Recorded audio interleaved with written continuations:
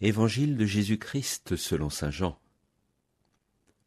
En ce temps-là, Jésus disait à ses disciples : « Amen, amen, je vous le dis, vous allez pleurer et vous lamenter, tandis que le monde se réjouira. Vous serez dans la peine, mais votre peine se changera en joie.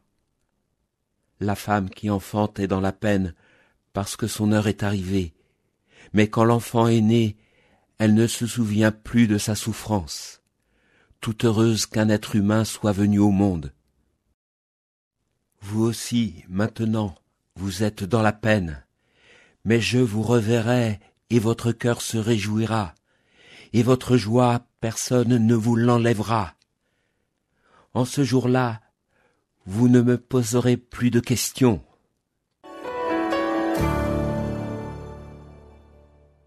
Notre évangile d'aujourd'hui n'est que contraste. Contraste entre la peine et la lamentation des apôtres et la joie du monde. Contraste entre la peine et la lamentation des apôtres et la joie qui les attend. Contraste en image de la peine de la femme parturiente quand son heure est arrivée et son bonheur de prendre son nouveau-né dans les bras. Contraste entre l'éphémère et le durable surtout, entre le temporel et l'éternel. Contraste qualitatif entre la joie, mais ce mot est usurpé pour une telle gaieté, joie sarcastique du monde qui se rit des apôtres, et la joie définitive que personne ne pourra leur enlever. Véritablement, le Christ décrit ici un passage, une Pâque à ses apôtres qui vont passer d'un état à l'autre, de la peine à la joie, qui vont être enfantés à la joie. Regardons d'abord cette joie du monde, se réjouir de la peine des autres. Se réjouir non pas d'une victoire, mais de leur défaite. Se réjouir de ce que les autres soient anéantis, réduits à rien. L'hymne à l'amour nous prévient par rapport à cette attitude, et qu'elle est diamétralement opposée à la charité, qui ne se réjouit pas du mal, mais met sa joie dans la vérité. Or les méchants se réjouissent que le Christ meure en croix. Le psaume 1er les décrit admirablement.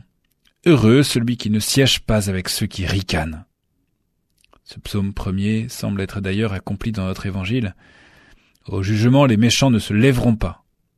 Le relèvement, la joie sont promises aux justes, alors que la ruine est promise à ceux qui ricanent. Ici, c'est le monde. Ces ricanements ne sont guère durables, et rira bien qui rira le dernier.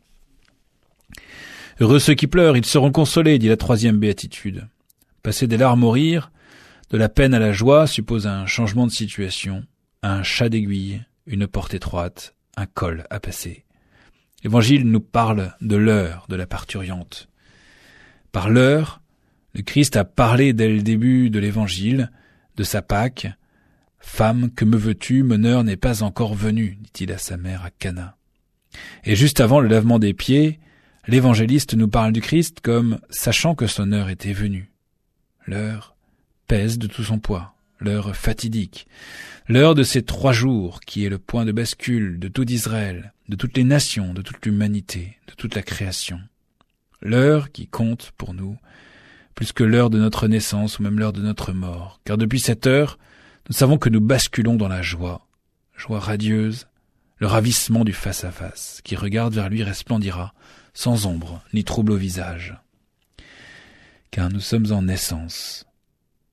Nous traversons peut-être notre heure à nous, l'heure de notre mort, l'heure où nous devons mourir à nous-mêmes pour vivre du Christ, l'heure où nous délaissons nos tristesses enfermées sur nous, nos tristesses qui sont assourdies par les cris de triomphe, Dieu est mort, la mort a vaincu. Oui, rejetons nos peines pour nous ouvrir à la joie de Pâques, car le Christ est vivant, la mort est morte, Alléluia. L'évangile du jour a été commenté par le père Édouard Roblot, curé de la paroisse Notre-Dame de la Paix sur